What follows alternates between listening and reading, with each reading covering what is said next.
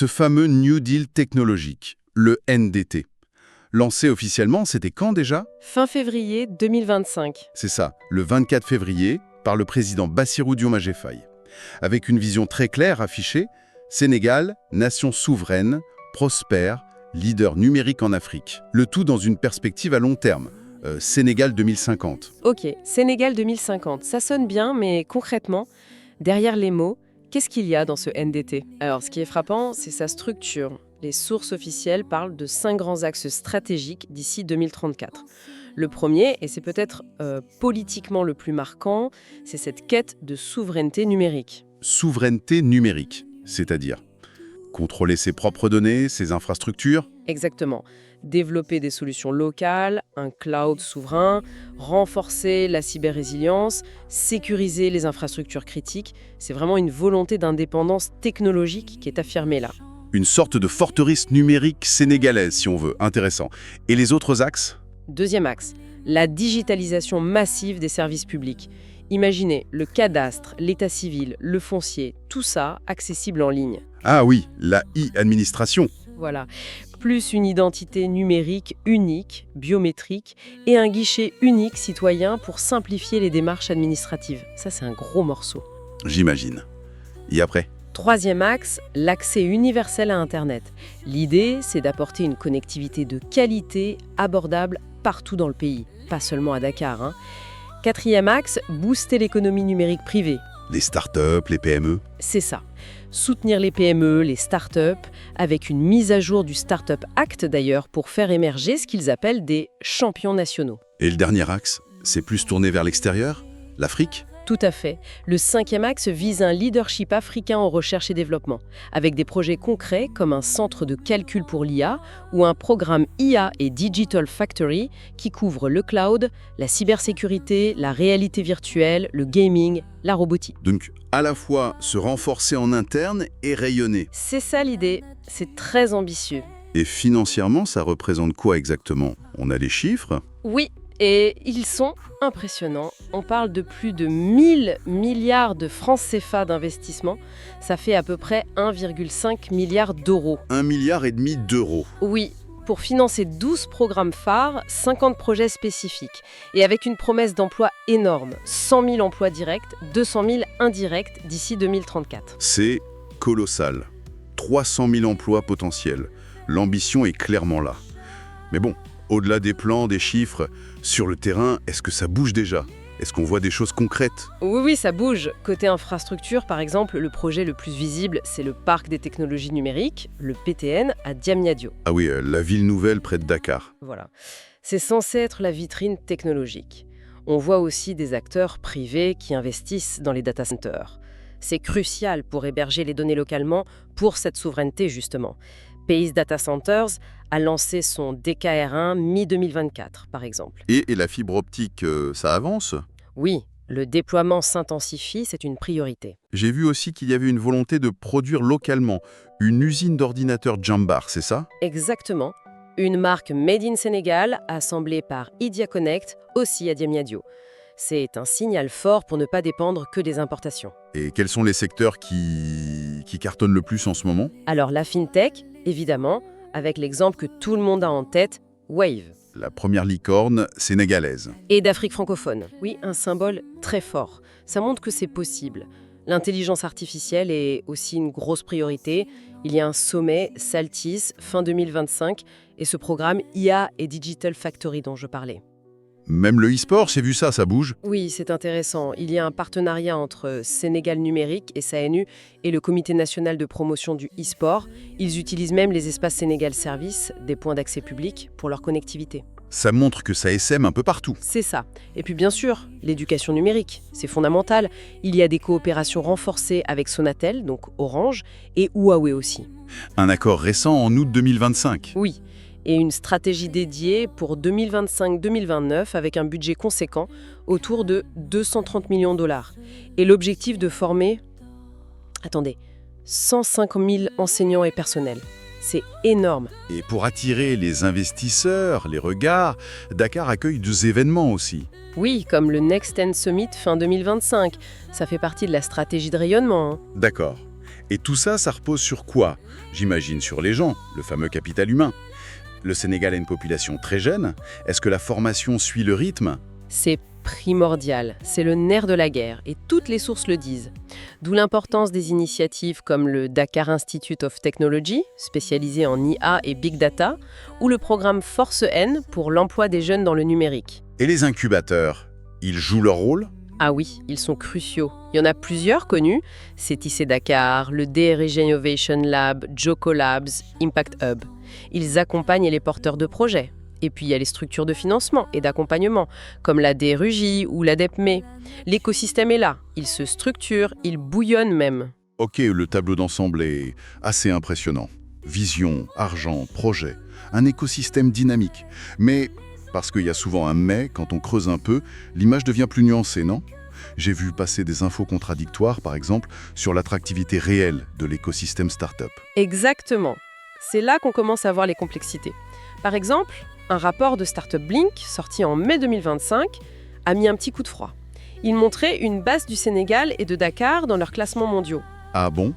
Une baisse? Oui, le Sénégal aurait perdu 6 places, passant 92e mondial, et serait même sorti du top 10 africain selon eux. Ça a fait un peu de bruit. C'est bizarre, parce que j'avais vu un autre rapport, le GSER 2024, sorti juste avant, qui montrait au contraire une progression du Sénégal. Alors, comment on interprète ça? C'est toute la difficulté. Est-ce que c'est une situation très volatile? Est-ce que ce sont juste les méthodes de classement qui diffèrent? Probablement un peu des deux. Ça montre que c'est pas si simple de mesurer la tendance réelle. D'accord. En tout cas, ça suggère qu'il y a des défis. Au-delà des classements, quels sont les obstacles concrets sur le terrain? Alors, il y en a plusieurs. Le premier, et il saute aux yeux quand on est à Dakar, c'est ce que certaines sources appellent le paradoxe urbain. Le paradoxe urbain, c'est-à-dire? C'est ce contraste saisissant entre l'ambition Smart City, la fibre qui arrive, les applis de transport, Diamniadio qui se construit, et la réalité quotidienne pour beaucoup d'habitants. Les embouteillages monstres. Voilà, les embouteillages, les inondations chaque hivernage, la gestion des déchets qui reste compliquée, l'urbanisation un peu anarchique parfois. Même si les coupures d'électricité seraient moins fréquentes, ça arrive encore. Et ce paradoxe, il est aussi numérique.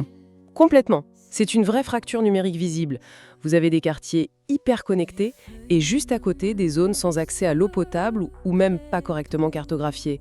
L'ambition Smart City se heurte à des problèmes structurels très très lourds. Et en dehors de Dakar? La connectivité au niveau national, l'accès universel promis par le NDT, où en est-on vraiment? Les chiffres officiels montrent un taux de pénétration Internet très élevé, genre 112% fin 2024. Mais attention, Ouais, c'est gonflé par les multisims, j'imagine. le réseau, surtout mobile, c'est souvent pointé du doigt, c'est fluctuant. Et puis le coût des forfaits data, ça reste cher pour une bonne partie de la population. Même l'autorité de régulation a noté un ralentissement. Oui, la RTP a signalé une légère baisse de croissance du parc Internet fin 2024. Côté opérateur, Orange domine toujours largement, mais Free et surtout ProMobile, Expresso grignotent des parts. La priorité maintenant, c'est la fibre et la 5G. D'accord. Autre défi majeur, on en a parlé un peu, les compétences, la formation. Ah oui, c'est absolument crucial. On a vu qu'il y avait des initiatives, mais toutes les sources insistent, il y a un énorme besoin de formation. Le paradoxe, c'est qu'on a plein de jeunes diplômés qui galèrent à trouver un job. Et les entreprises qui disent ne pas trouver les bons profils. C'est exactement ça. Il y a un décalage. Il faut renforcer les compétences techniques, bien sûr, mais aussi les soft skills. Communication, travail d'équipe, résolution de problèmes. Et un expert soulignait aussi l'importance de former sur le matériel, le hardware, pas seulement le logiciel, pour maîtriser toute la chaîne. Mieux connecter l'école et l'entreprise en somme. Voilà, c'est un enjeu clé. Et pour les fintech, le secteur de Webway, tout roule pour elle. Pas si simple non plus. Une analyse de l'UNCDF, même si elle date un peu, pointait déjà des obstacles qui semblent toujours là. Une réglementation jugée complexe, parfois en retard sur l'innovation, comme pour le crowdfunding. Le processus de signature électronique était aussi vu comme un peu lourd.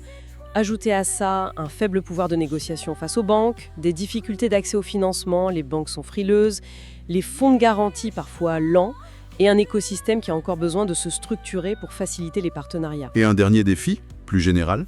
Oui, le risque de la lourdeur administrative. Pour qu'un plan comme le NDT fonctionne, il faut de l'agilité. Si la bureaucratie freine tout, l'élan risque d'être coupé net. D'accord. Infrastructure, connectivité, compétences, financement, bureaucratie, les défis sont là, ils sont réels. Mais il y a une autre dimension, une tension plus profonde peut-être, que les sources mettent en lumière.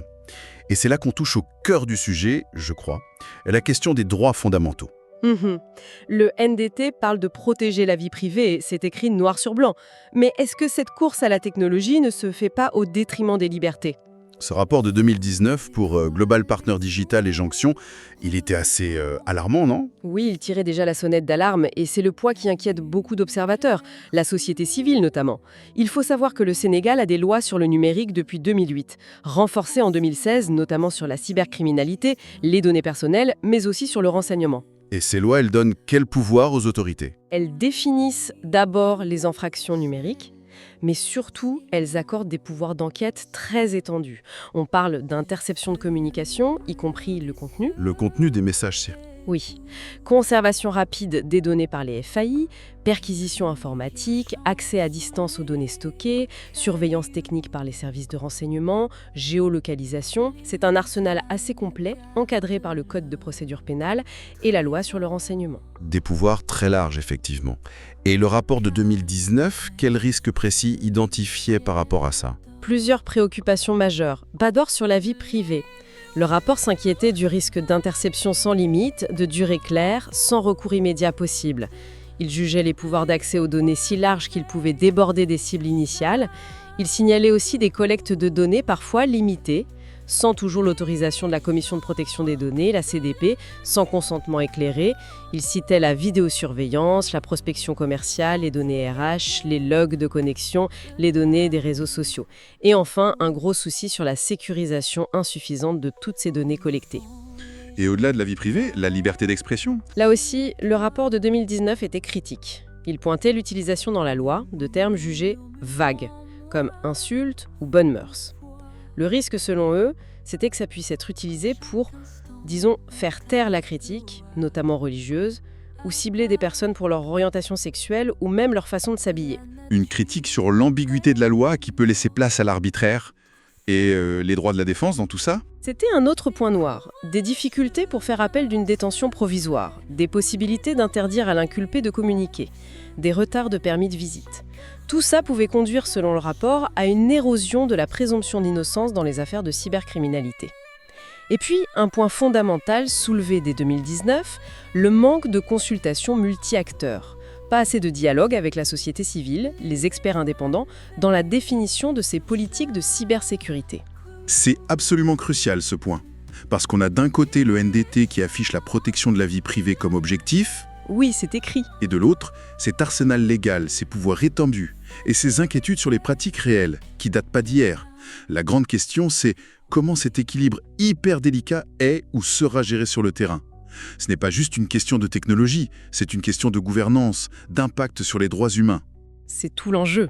Bon, si on essaie de faire une synthèse rapide, qu'est-ce qu'on retient de tout ça? Le Sénégal joue gros avec son New Deal technologique, c'est clair. L'ambition est là, devenir un pôle majeur en Afrique. Le potentiel économique, les emplois pour les jeunes, la modernisation des services, c'est énorme. Et on voit des réussites, Wave, l'IA, les infrastructures. Mais d'embûches très concrètes. Les défis des infrastructures, surtout à Dakar, la fracture numérique qui persiste, l'adéquation formation-emploi, le financement, la bureaucratie, tout ça nuance fortement l'enthousiasme. Et surtout, oui, il y a cette tension fondamentale, presque un dilemme, la course à la technologie d'un côté et la protection des droits de l'autre. Vie privée, liberté d'expression, procès équitable. Les risques identifiés en 2019 sont toujours d'actualité. Le vrai test pour le NDT, ce sera le prouver qu'il intègre ça sérieusement, concrètement, pas juste en façade. La question de fond, c'est ça finalement. Oui, et est-ce qu'on vise juste le progrès technique et la croissance, ou est-ce qu'on veut construire une société numérique qui soit vraiment inclusive, équitable et qui respecte les droits de chacun ? C'est exactement ça. Peut-être que la vraie interrogation, c'est pas seulement si le Sénégal peut devenir ce hub techno, mais quel type de hub il choisit d'être. Et voilà une petite pensée pour la route, Alors que le Sénégal numérise tout, l'état civil, l'identité biométrique unique, comment être sûr que les gains d'efficacité promis ne créent pas, même sans le vouloir, de nouvelles formes de surveillance? Ou d'exclusion. Surtout si le cadre de protection des droits, même s'il existe, n'est pas appliqué rigoureusement et contrôlé par des instances vraiment indépendantes, avec les moyens de faire leur travail. Exactement. Une question ouverte, mais absolument essentielle pour l'avenir numérique du Sénégal, et peut-être bien au-delà.